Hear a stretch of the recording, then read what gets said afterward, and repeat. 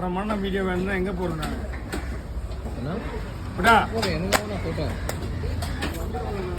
நான் ஒரு 200 கிடைக்கும்.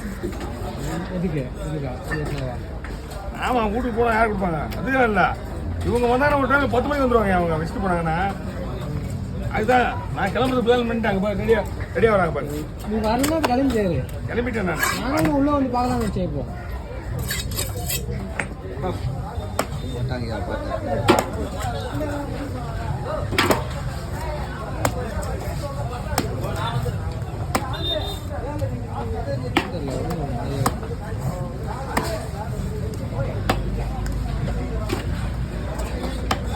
இது வாங்க தாராளமா.